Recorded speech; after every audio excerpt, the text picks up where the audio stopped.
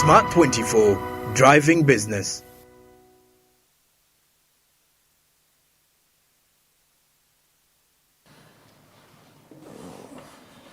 Yes, good evening and welcome to Smart 24 TV. It is 9 p.m. and obviously we're going to be discussing about the ongoing African Climate Summit in Kenya, where of course African leaders have converged together to ensure that they talk about the climate policies and also look at Africa's vulnerability to climate change, but also address those regional collaborations and adaptation strategies that can help not only Africa, but also help the African countries that have come together to address all these climate challenges. And also we have an opportunity to mobilize climate finance through, again, the African Climate Summit, which is happening in Kenya. Now, Smart 24 TV normally brings you the live feed right from Kenya every day, right from 9 a.m. to midday. And please catch up the conversation, be a part of this conversation, be a part of this movement. It is important that we figure out all those opportunities that can help us to strengthen the climate resilience. And now, of course, today we shall be discussing the significance of the ongoing African Climate Summit that is happening in Kenya. Quite a lot is happening, quite a number of discussions about carbon markets and the rest is happening right now in Kenya. But I believe that today we shall break it down for you to understand what exactly are they talking about and what exactly do we expect to be one of the major outcomes from the African Climate Summit. With me, I'm with Mark, who is from CEATIN, and of course he's going to tell us what could be the role of CEATIN in addressing climate change in Africa, but at the same time he's going to narrow it down to trade in Uganda. You're most welcome. Thank you for joining us today at Smart 24 TV. Stay where you are, stay seated, because we are going to break down quite a number of issues that pertain climate change in Uganda, but also we're going to talk about those opportunities and challenges that, of course, we have noticed when it comes to the climate change and the green economy in Africa. Let me take this opportunity to welcome my guest for today, Mark. You're most welcome. Thank you so much, Clinton. It's an honor. Like you introduced, Mark Mutumba. I work with CEATIN, that is the Southern Eastern Africa Trade Information and Negotiation Institute. As the organization, majorly we look at how best we can influence and create consensus around policy, investment, and then fiscal related policies, and how we can use them as tools to shape the development initiatives in Uganda, East Africa, and then Africa as well. So it is really an honor that we are here. We are going to be discussing the just concluded African Summit, the African Climate Summit, but it is really a nice one. So many things happened, so many things transpired, so we are going to delve in them and how we can benefit as a country, really. Great. I think I'll start with this amazing, I've had a question in my mind, I think ever since this African Climate Summit started. I would like to pose the same question to you, Mark. Do you think that climate change is the greatest threat to humanity today? That's an interesting one. It can be looked at in two folds, depending on the perspective that you have. Me as a person from Omutuawansi, as we commonly may be termed, I may not necessarily understand what you're talking about. So to me, I may feel like getting my food daily may be my biggest problem, and feeding my family may be actually the biggest problem. But when you look at the bigger and the wider context, climate change is one of the things that is heavy, especially now for the global south. Because now you look at the perspective of the fact that most of our livelihoods are generated and centered around land-based or environmental-based let us say, agriculture. We look at the mining elements. So most of our livelihoods is strictly based on the climate and the environment. So if there are any disturbances or if there are any issues that may necessarily affect the prospects of us benefiting from the environment as we may want it, then there should be a concern and there should be an issue. So as much as we may not want to look at it, as much as most people may not necessarily look at it as the core issue or as the biggest threat to humanity, as some people have termed it, it has components that actually affect our day-to-day living. For example, when you look at the floods, elements of climate change, when you look at when it rains here in Kampala, where the entire town is paralyzed because people cannot move.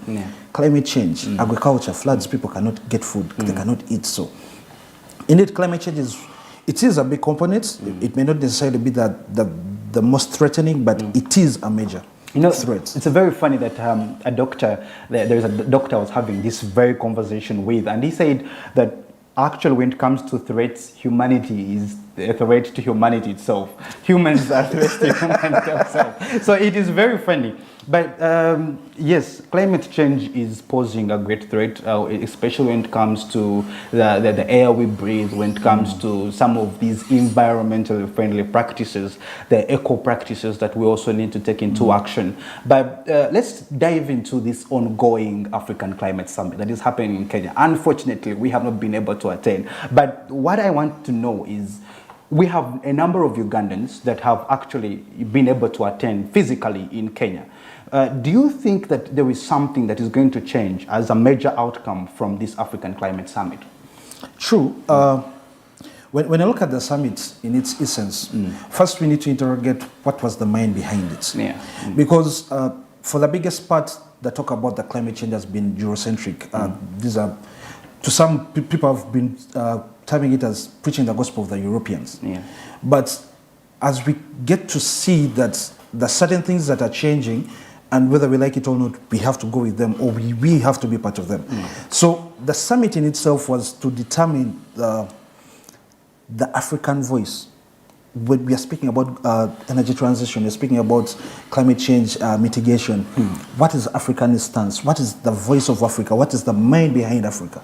How do we benefit from this? Or if we are to forego certain investments, to what end are we benefiting? Where should I sacrifice, like we were talking earlier on, where should I sacrifice my industrialization just to benefit you? So the entire scope has been, as it is one, a build up to the conference of parties that is happening next year, but also it is something that has been put as a reality check. Commitments have been made from the 15th COP. That's when the Paris Agreement came up. Up to this date, certain commitments have not been fulfilled. So Africa is voicing itself, and it's airing out its voice. You are speaking about the energy transition. You're speaking about mitigating climate change. How do we benefit? How do we work together? I think something that has been very prominent within the talk has been why. I think that the European president is the one that made the statement. We do not want you to make the same mistakes we made. We are not against your industrialization, but we want you to do it in a sustainable manner. So the picture they wanted to bring out, or the thing that most people are interested in, how does this look like for African countries? How does it look like for countries like Uganda? We have different strategies that we've employed as a country to mitigate climate change. But to what end? What is the progress? How far do we reach? How prepared are we? How sustainable is it within the African context? If I'm to set up fossils, like how we are looking at the recent oil and gas projects, how do I make it work at the same time when I'm sustaining the climate? Of course, it's a tricky question. And you know, it is very funny how, of course, you have talked about the preparedness, and that's to me very interesting because, look, we have attended the African Climate Summit as Ugandans. Of course, I believe, of course, so many African countries have attended the Climate Summit. But then this is the challenge. They are there to ensure that they get all these solutions and strategies that can help Africans adapt to, you know, all these climate change projects and opportunities, yes? But then this is the thing. They are there to mobilize climate finance, right? But then the challenge is that, first of all, there is inadequate access to climate finance, not only in Uganda, but to also other African countries. Two, we also want to understand, why is it that in such conversations where they are trying to mobilize climate finance, this climate finance is at the same time not situated or aligned to projects that lead to adaptation and mitigation. To me, it's very challenging. Where is this money that can help us to mitigate and adapt to all these climate change projects? That's interesting because partly I could share the same sentiment that you have, but climate financing is a concept that between you and I, most of African countries have not looked at it because when you look at what it entails both the private sector playing a key role, and then it also entails government or public finance to play a key role. But when you look at African countries, we are majorly constrained in terms of finances, public finances. We are recently looking at the budgets, our current budget system, and World Bank is taking off certain funds because of the different laws that we put in place. So the question would be, what would my priorities be? Should I invest in climate mitigation, or should I go for projects that actually are going to help me get a back so that I can sustain and also finance my development plans? So that's a question that we need to ask and look at. So when you look at the commitments that have come out of this, one only has to wonder, what is the difference between the commitments being made now and the commitments being made there? So there are a couple of opportunities that they're discussing, what you refer to as the carbon markets, climate financing, how do we benefit from the carbon credits, and so many other interventions that they're coming up with. Commitments, USA has committed around $30 million to help Africans transit. But the question is, are we tackling the root causes that we as Africans are facing?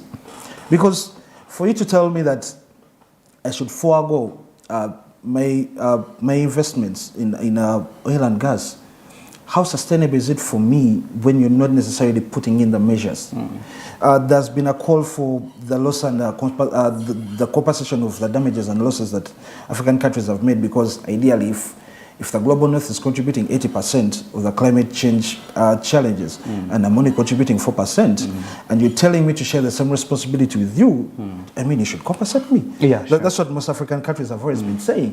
But then also the question comes in, how sustainable is it for us to, I don't want to use the term, but to beg for these finances? A commitment of 100 billion was made annually. A commitment of 100 billion. Yes. That was in. That was, I think, the Paris Agreement, when the 15th COP. It was already made, but how far have they reached? So, does this summit, as much as it is a build-up to what is coming next in next year, but does it really address the issues that we are looking at? A border person, I would say, is not going to be looking at you telling me floods are hitting me, you should come up with green technologies and things like that. We've been discussing on how you want to tell me to adopt a car, and I'm driving a Spacio that is 1.5 cc's, and you're telling me to buy an electric car. That's very interesting, because you see, that all aligns to adoption. Let's talk about adoption properly, because I want to understand how fast is it going to take. I would like to narrow it down to Ugandans. Let me narrow it down to Ugandans. Do you think it's going to take us a very short period of time to adapt to all these climate change mechanisms? And is it going to be fast enough and effective? Because like the way I've talked about these border people, are they going to be able to replace their motorcycles, for example, with the electronic ones as part of adoption? We need to also align and understand all those elements. How fast is it going to take for us to adapt? Yes, it's the trending conversation today. Okay, even in Kenya right now, they are talking about those innovative instruments for climate action, not only in Uganda but in Africa. But are those innovative instruments going to bring upon what we call the green jobs for the Africans? So how fast is the adoption going to take? And just more on adoption, Mark. I want to understand, what are those strategies or mechanisms that different African governments have for their countries and their people to quickly adapt to all these climate change opportunities and investment areas? True. That's a very nice question. Yes. What are some of the initiatives that are available for Africa? What is that we can do? Hands-on things. That's really quite a big question, because now we have to look at what are our targets, what are our priorities as a country.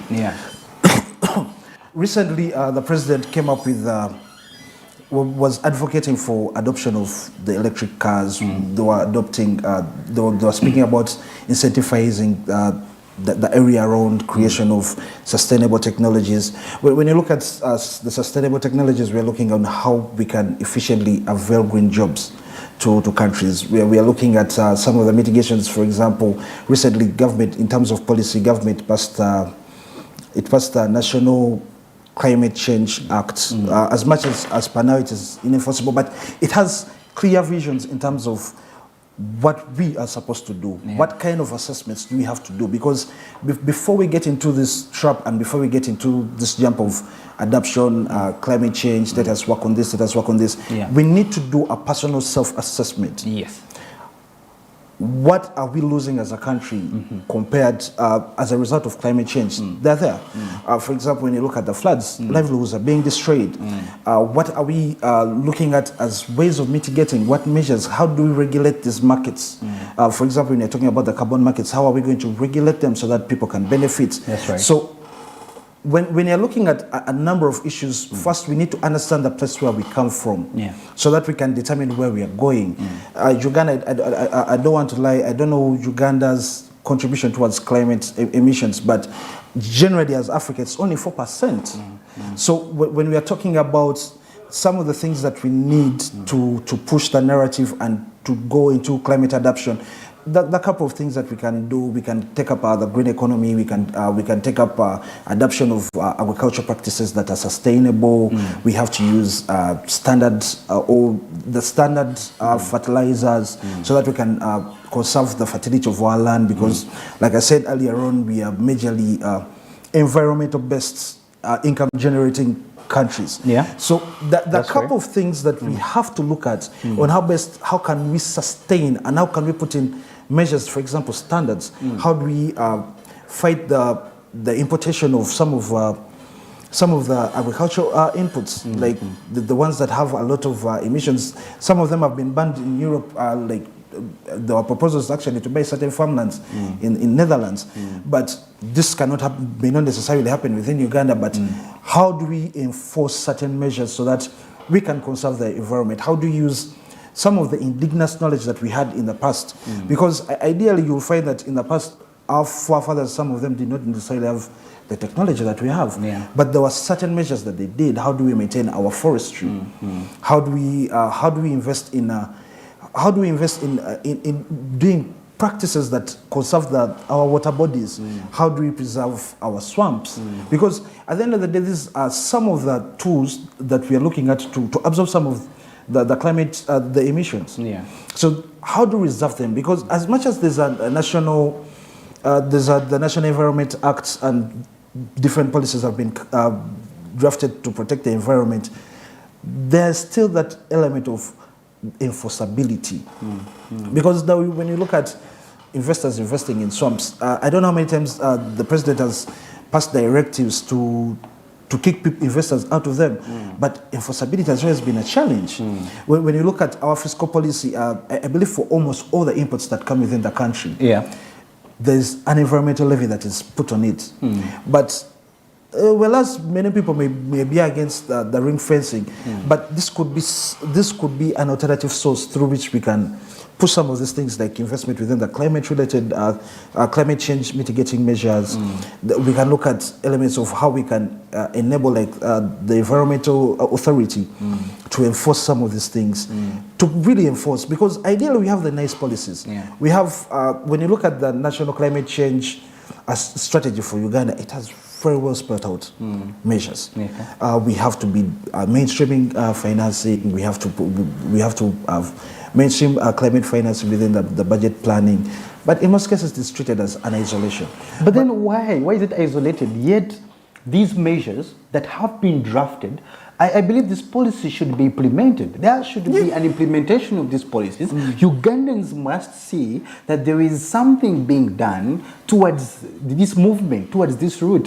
Why is it that all these policies are being drafted by several Recently, I was in a dialogue meeting with Ministry of Water and Environment, where they're talking about different strategies, different adoption strategies. They're talking about different climate action propositions. They had quite a lot that they were mentioning that is beneficial to us as Ugandans, but also to the environment that we live in. But all these meetings and all these dialogues and all these policy frameworks that we have, why is it taking us long to implement what we're talking about? We discuss these things all the time. We have several platforms that we have discussed this topic. We have several platforms that we have discussed so many climate action propositions, but nothing has been done yet to implement in terms of hands-on. Ugandans, let's be realistic. We have to be realistic with ourselves, because that's the only way we shall realize that there is something, there is a gap that needs to be bridged and done.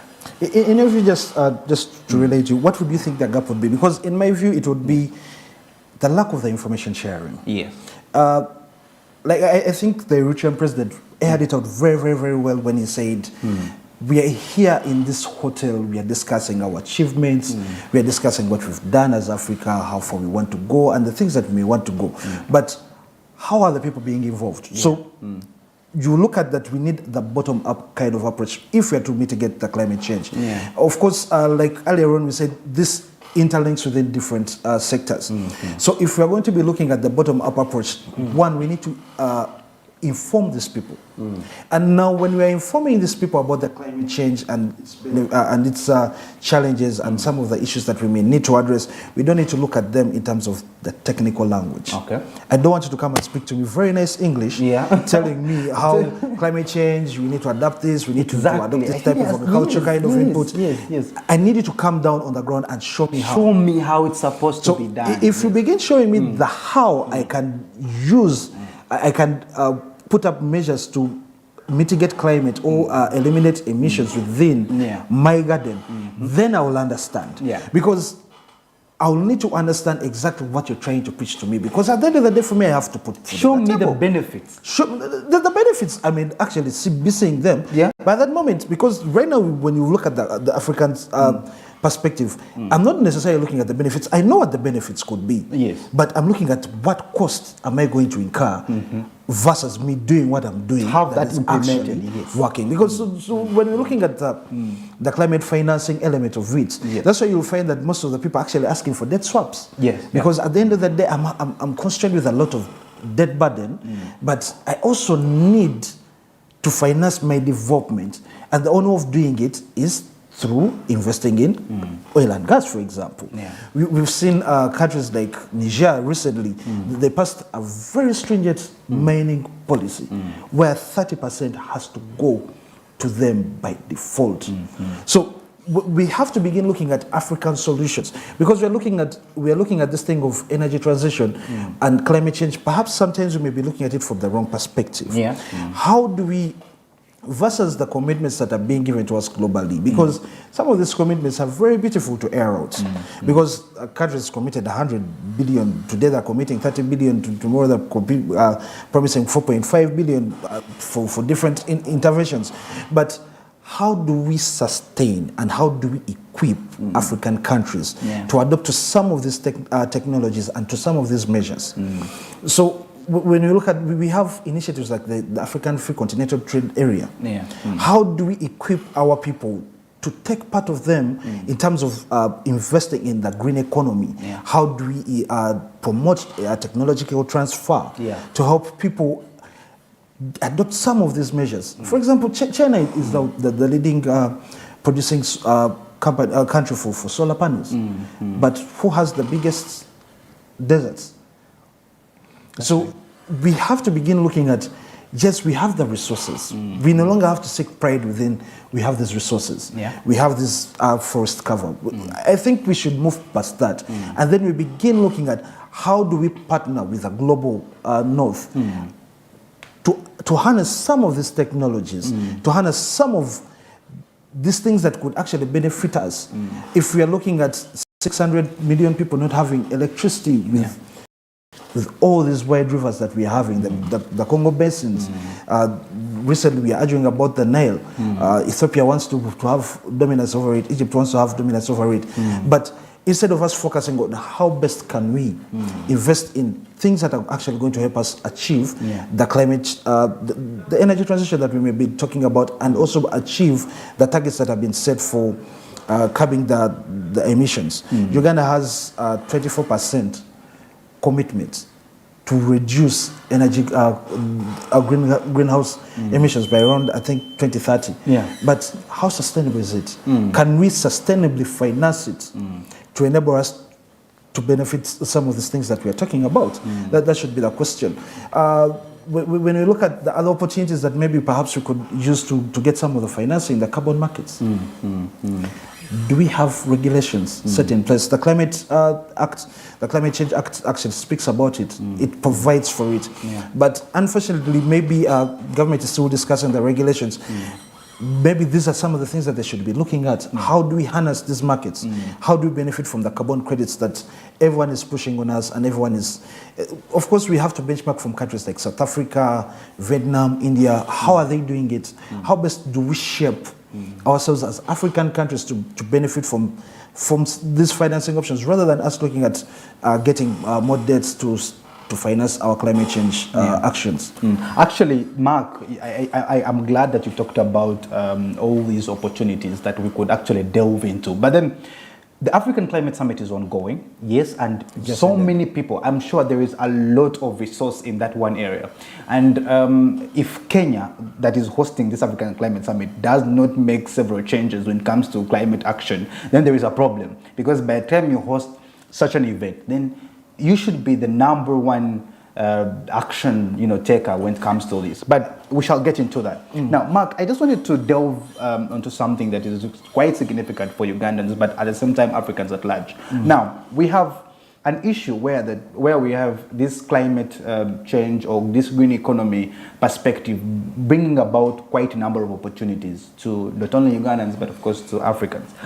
Now, these opportunities are narrowed down to what we refer today as green jobs. Okay, these people saying that, okay, there are opportunities that we refer to as green jobs. Now, is it important for Ugandans to be a part of these green jobs? And where are these green jobs? How do we get to look out for these green jobs? And I mean, are there sectors that are specifically addressing these green jobs? And I mean, let's discuss these opportunities, because it's also important to discuss the resilience, it's important to discuss the adoption strategies, it is important to discuss the mitigation, but we also want to discuss the opportunities. Those opportunities that are quite vital for Ugandans to also benefit from, because one of the areas you emphasized a lot is the need to benefit, the need for governments to come down and say, okay, don't tell me about all these climate action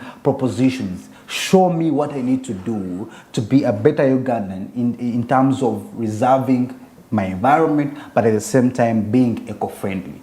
So where are these opportunities? How do we tap into these opportunities? How do we get these, what we call the green jobs? How do we be a part of them, Mr. Mark? Thank you, Clinton. Some of the areas that perhaps we could look at and consider, as much as government is pushing this, the efforts, I think recently the government was coming up with different funds to invest. You'll find that now government is pushing people into the crafting, the hand and craft kind of mechanics. We'll look at the promotion of the carpentry industry. We can look at I'll give you an example on that hand and craft thing. Recently, when I attended the Green Economy Summit, there was a lady who was now selling, I think she made hair. This hair out of banana fiber. Very good. I'm sure. Have you met her? No, not really, but I've seen an initiative. Yes, those are the initiatives I'm talking about, Mark. How do Ugandans, adapt to such initiatives so that, yes, we make sure that our trade and businesses and all our investments are aligned with, the green economy. So those are the kind of initiatives I'm talking about, Majorly, like we said earlier on, the climate change and anything around the green economy and green jobs has to be led by by two entities. We are seeing interest from the government, from public finance to push this and also promote most of the youth and most of the different people to join such jobs and to join such initiatives. But we are not seeing necessarily the private sector playing their portion. Of course, we have to encompass that some of these initiatives that you're actually talking about, they're capital intense. So one will look at what is going to be the return of investment as me as a private sector player to ensure that some of these initiatives are actually funded and financed. Nevertheless, the industry is growing. You'll find that when you look at Zambia, when you look at Kaleri, when you look at Boise, people are actually investing in this. We are looking at the metal fabrication kind of government has created, I think, a fund to support the learnings and accreditation, like creating credentials for people that are actually in that practice. So that those initiatives that government is doing. However, I think we need to interest people so that we can begin looking at how do we take people out of the maybe like the white collar jobs to begin involving themselves in such initiatives, because some of them will say it is dirty, but that's where the money is, and it is actually growing. The conversation is really amazing. Now, for those watching us, ladies and gentlemen, we of course are diving into different matters that of course pertain climate change, not only in Uganda but also in the whole of Africa. And we would like to remind you that Smart 24 TV brings to you live the African Climate Summit that is happening in Kenya. Please be a part of this conversation, be a part of this movement. It's important that you are part of the climate change adoption strategies. Now, we are just cutting off for a very small commercial break. We will be back.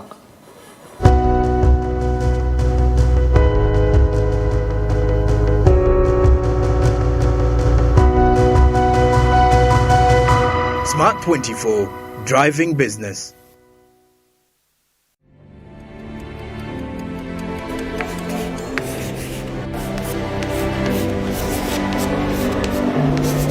This is Jordan.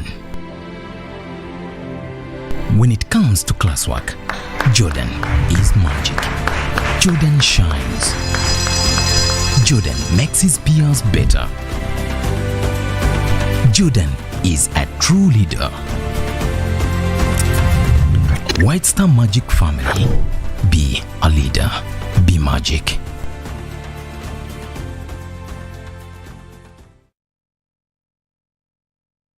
Ensangi zino amaka gaffe tegakyali kifo gye tusula busozi. Waafuuka ekifo we tukolera enkiiko z'emirimu, we tusomera, we twenywereza mu byokwerinda, era we tusanyukira. Ebintu bino byonna okutambula obulungi weetaaga intaneti eyeesigika. Weefunire router ya MTN Wakanet esobola okuyungako ebyuma 32, ofune bando ya GB 4 ez'obwereere ku mitwalo 14,900 zokka. Obagula MTN Wakanet MiFi ku mitwalo 7.5 zokka, ofune bando ya GB 15 ey'obwereere, onyumirwa omutimbagano gwa internet. Genda ku maduuka ga MTN ogule MTN Wakanet MiFi oba router, onyumirwe internet ekola ebyewuunyisa.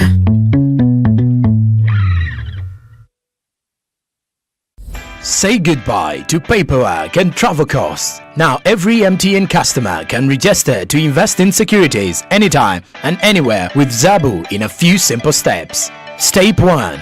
Dial *292#. Step 2. Select option 1. Register with Zabu. Step 3. Enter your full names. Step 4. Enter your national identification number. Step 5. Enter your national identification card number. In 24 hours, you will receive an SMS confirming your registration. Congratulations, you are now ready to invest.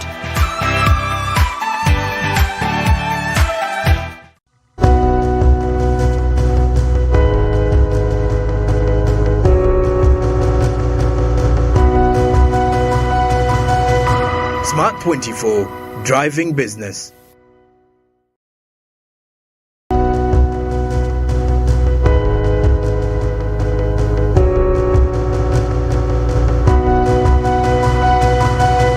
Smart 24, driving business.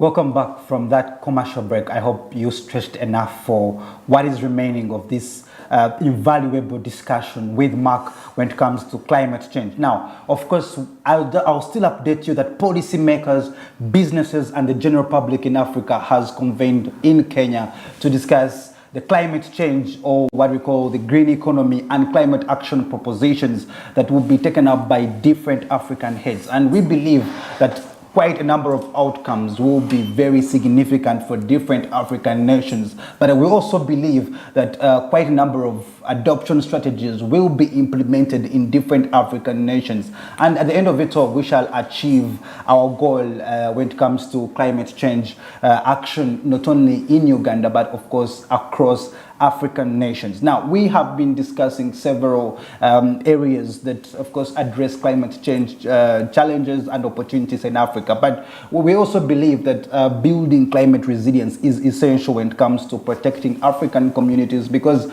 we also know that climate change is a global issue, but it is affecting different communities. It is affecting African nations. It's affecting different regions in Africa. So there are quite a number of people and quite a number of countries that are being affected by climate change. Today, we are narrowing down to different elements and different commitments that are happening in, of course, Kenya. And let's, of course, delve into those commitments. What are those commitments that are being proposed in the African Climate Summit, and what can those commitments be able to address in different African nations? Mark, of course, I must say that I'm continuously delighted to have you on board when it comes to discussing these areas. But of course, a number of commitments, Mark, are happening, and of course, different organizations are also committing to, give that financial support when it comes to adoption and mitigation of climate change. Now, the question to you, Mark, would be: what are those commitments that you have been able to identify so far in the African Climate Summit?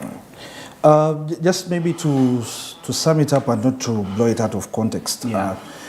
A couple of commitments have been made, but I think the most important commitments that, or the biggest outcome that I think everyone was looking for was the Nairobi Declaration. Yeah. Now, under the Nairobi Declaration, we look at some of the issues that they were calling out for, and then some of the commitments that actually they were giving as African states. Because ideally, like I said, they were basing on the principle of shared commitment but differential responsibilities. So ideally, part of the things that I think most of the African countries have agreed or committed to do is, one, they're going to be looking at how best how they can incorporate some of the commitments that they've made within their domestic laws. That is in terms of creating investment policies, trade policies, fiscal policies that actually support the climate change action and mitigations and the different mechanisms that they're adopting. The other issue that I think that they're looking at, how best they can use the African solutions, like the African Continental Free Trade Agreements and the free trade area, to push this narrative and to involve other people to join the what we call the green economy. We've seen some sort of financing, mobilization. Okay. Where we've seen now, I think the president of COP for the 2028 has pledged 4.5 billion. US dollars. Now, this one is majorly going towards creation of clean energy. We are looking at the hydro energy industries. So they're pledging, I think, what the major outcome that they're expecting is that they want to harness around 15 gigabytes. Is it gigawatts? I think gigawatts. Yeah, sure. So this is supposed to help boost the African continent in terms of access to energy. That is the normal electricity that we see. We are looking at commitments by the US government to contribute 30 billion around food security and ensuring that Africa maintains its status or becomes that status of the African food basket. There are a couple of other commitments. Of course, we are looking at also private sector. I may not necessarily mention different companies because of copyright but we are seeing also private sector coming out actively to pledge and give their hand. As much as some of these commitments are being made, the question still remains: how true? When you look at what the Secretary General, the former Secretary General of UN, he aired out his grievances. To him, the question was, promises have been made. Are we going to achieve them? Because this, hopefully, what the drumline has always been, we are hoping that this catch-up or this Larry that is going on within African countries to join, to be on the same table, that it is something that is actually not going to stop in words. Because the call would be, as government is financing this, at what risk? We do not want to see our national debt skyrocketing. Because now we are looking at countries like Kenya, now they're proposing borrowing more money. So that's the kind of narrative that we do not want, because as much as it is a collaboration in line with the Paris Agreement, as much as it's a collaboration to ensure that both private sector and public sector play a critical role, we need to see that the commitments that are actually being made are actually fulfilled. Because I think that is one of the biggest worries that most of the people that are looking at. I think another one that I think we need to look at is the commitment to boost agriculture, agriculture investment. If you've been following also the South African summit that has been ongoing, the Uganda South African summit, that has been a very, very major component. How do we make our agricultural investment sustainable? How do people benefit? How do we bring people from within the market? Uganda has been supplying about 70% of the population within agriculture. So the question is, how do we harness these opportunities? How do we bring those people within to join the money economy, as we say, but at the same time reserve the environment? Yes.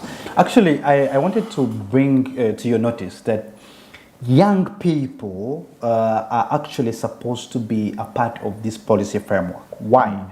Young people are very innovative. Young people have the energy, they have the skills. Now the question to the people at the summit, or actually to the people who are watching us in particular, and also you, Mark, maybe, is how do we leverage the potential of young people to be included in this green and sustainable development in Africa? They have to be included.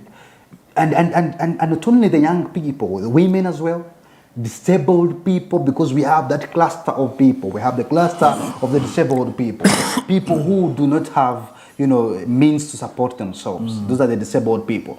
But are we leaving them out of this conversation? How do we leverage their potential to be a part of this climate change movement and the green economy propositions? How do they be a part of this journey? Because the disabled people definitely also should be a part of the conversation. Are there policy makers who are tackling this? So that is something we also need to discuss. But what is your take on that? Issues of climate change, issues of investment, issues of development, I would like to use a word that is as good. They have to leave no one behind. I think one of the slogans that I think that we're living was speaking during the COVID. We have to build better, leaving no one behind. So in all this, we have to look at the gender parities. What is the contribution of women? What is the contribution of the youth? Of course, when we look at, for cases of Uganda, women are majorly born within the informal sector. Women are also majorly employed within the agriculture sector. How do we bring them on board so that they can also do the drive?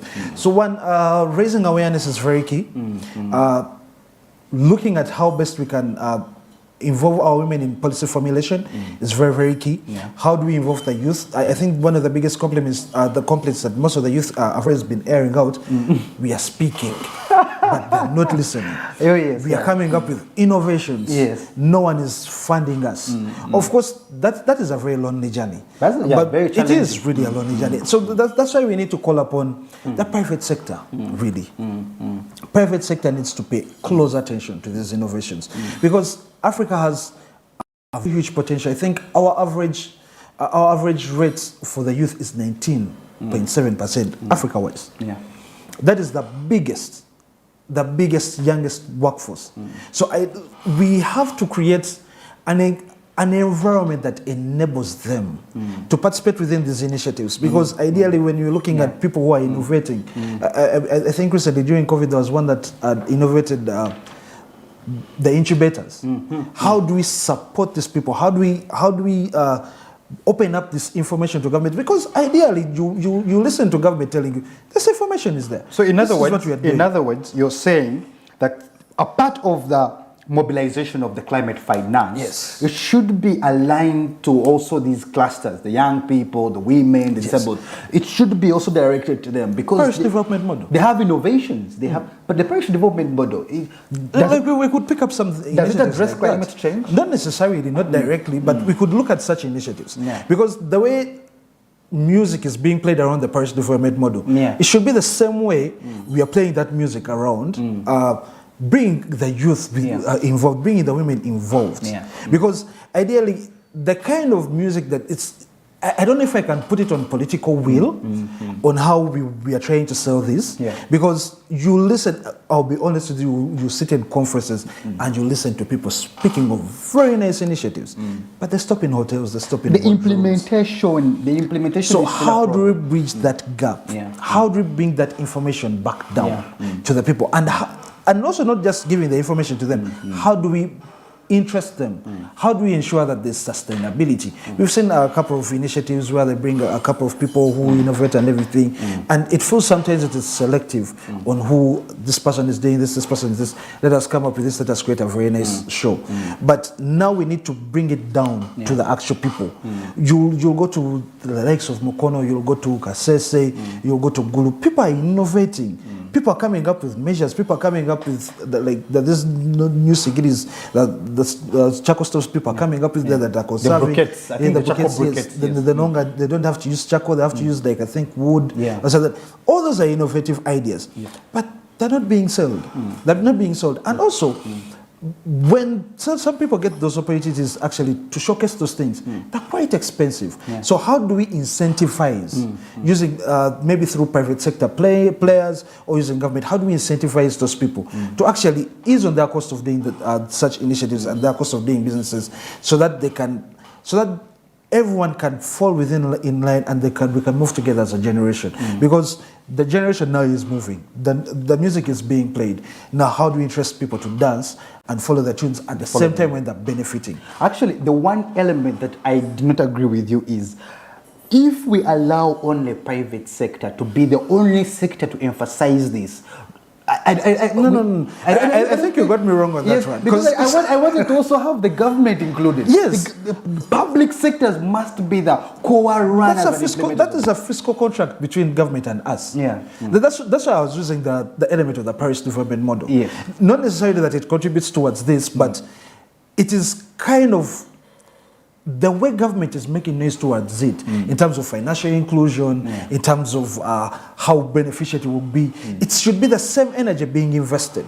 Because at the end of the day, the contract that we have is not between me and you as a private investor. The contract I have is between you and government, because at the end of the day, I pay my taxes. Whether I pay them directly, whether I do not pay them directly. So that contract needs to be emphasized, and government needs to take an active role. That's why I'm saying that different initiatives, like for example the Small Business Recovery Fund, when you look at the Myoga, when you look at the youth funds that government has come up with, all these are beautiful and are packaged in a very good manner. But how do we bring them out without necessarily involving political affiliation, cultural affiliation and everything? How do we make it inclusive so that all the youth, all the women, all the people with disabilities, because all these categories that we're speaking of, they have special funds. Even when you look at the budget, there's a special fund that has been set up for women. But how do we bring them on board so that they can benefit? I think in the semi-performance reports of government, they showed that the uptake of these funds is around 2.4%. So how do we interest people? How do we make our policies a little bit lenient and free, so that we can encourage people to come and take up these initiatives? So that as we are talking about the climate change, the climate mitigation and all these things, these initiatives have been designed. The public sector has a very critical role. So how do we harness them to bring people on board to benefit from these initiatives? That's right. Actually, let's take, ladies and gentlemen, for those who are watching us, of course, Mark right here is from CIATIN. Now, for the purpose of our audience, those who do not know what CIATIN is, it's the Southern and Eastern Africa Trade Information and Negotiation Institute, CIATIN in brackets, which is a non-government organization working on trade, fiscal and development trade-related issues for the realization of sustainable development in Africa and, of course, the African region. Now, we want to delve in the role of CEATIN when it comes to addressing climate change. We know it's a trade institution, but then what involvement does CEATIN have when it comes to coordinating, of course, the regional offices and also participation in discussions and negotiations related to climate change? Mark is going to tell us all about how CEATIN can be a part of the movement of climate change related discussions and negotiations. Thank you, Clinton. I really appreciate this opportunity. As CEATIN, as an organization, we have an I would say civil society has a mandate that may not necessarily be written, but our responsibility is how best do we influence these conversations, how best do we gather the voices of the different people so that they can speak to policies that actually are people-centered. So what is our role as CEATIN in all this? As an organization, we are pro-development. And that's why we will look at and find that in all our advocacy, we are people-centric as well. We do not believe in decampaigning certain things unless they're not going to benefit people. Of course, we promote and advocate for investment within spheres and within elements that are going to be benefiting everyone. So what would be our key role within this drive of climate change, addressing the climate change and mitigating of some of these things? One, we have to think of the critical policies, policies that are tackling the root causes of some of the issues that we're dealing with. As much as we may look at... Are these policies going to be aligned with the trade? Because we want also people who are participating in trade to also implement those climate adoption strategies. True. So are these policies aligned with climate change, and are these policies going to change the way trade is done so that we can do it in an eco-friendly manner? Yes. When you look at policy, policy is something that drives how things are actually done. So what is... our role has always been consistent. We've always been advocating. That's why I kept on mentioning the people-centric policies. For example, when you look at the climate change action, we've always been advocating for those policies that not only conserve the environment, but also can bring it, can create an enabling environment for people within the private sector to play a critical role. The other thing that we do as CEATIN is to bridge the gap, the informational gap.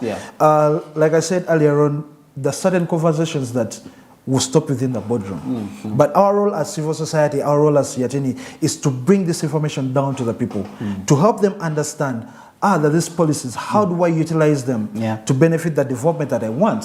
For example, how do I use the current policies to invest wisely within the sectors that may actually benefit, that may bring in money into my pocket? How do we as an organization, or me as a person, how do I advocate for policies, let us say that fiscal policies that are going to be helping people, not necessarily constraining the businesses, but as well we are contributing to the domestic revenue, but at the same time we are helping people to make that money. So that is our role. One, we build the capacity of people, that cuts across through trainings, that should be the civil societies, that is the people themselves, the citizens, the policymakers, because between you and I, trade is something that keeps on changing every single day. So there are a lot of initiatives that we are taking up. Of course, we are taking up advocacy very, very strongly. For example, as we are looking at the development of our mineral resources, we are looking at the certain processes that are going on, that are ongoing, that actually are against, or that may actually end up constraining the Afrocentric perspective. For example, the Energy Charter Treaty, you'll find that as we're advocating for exploration of our minerals within an eco-friendly manner, such initiatives are actually saying, go full blast. Do what you have to do. So we have to shape the minds of our policymakers on how best do we formulate the policies that are actually going to be beneficial to us as a country, so that we can also benefit our climate, our national determined commitments to climate change.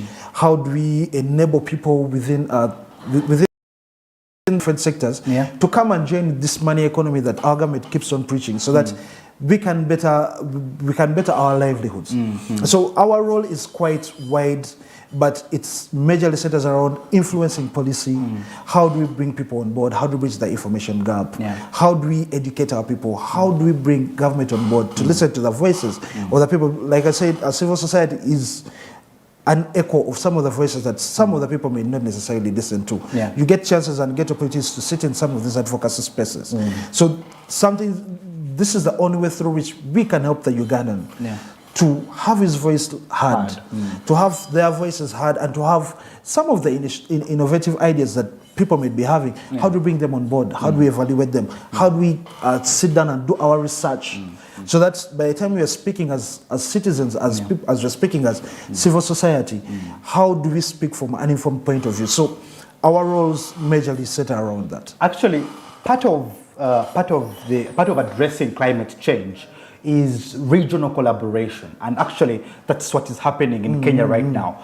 Different countries, different personalities, different people are making different collaborations that of course all are aligned to addressing climate change and also the green economy propositions. But the question is CETIN well positioned to have these collaborations with different countries and different organizations, all aligned to sustainable development, but also renewable energy?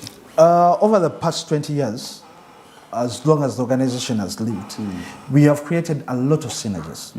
The synergies that we are talking about, they range from the grassroots, that is from Uganda. We have the grassroots, like for example, the neighborhood assemblies, which help us gather some of this information and as well also disseminate some of this information. On national level, we have a platform. We engage with different ministries, we engage with different state actors, both state and non-state actors. On regional level, we are part of various committees. We are part of also various organizations and various movements.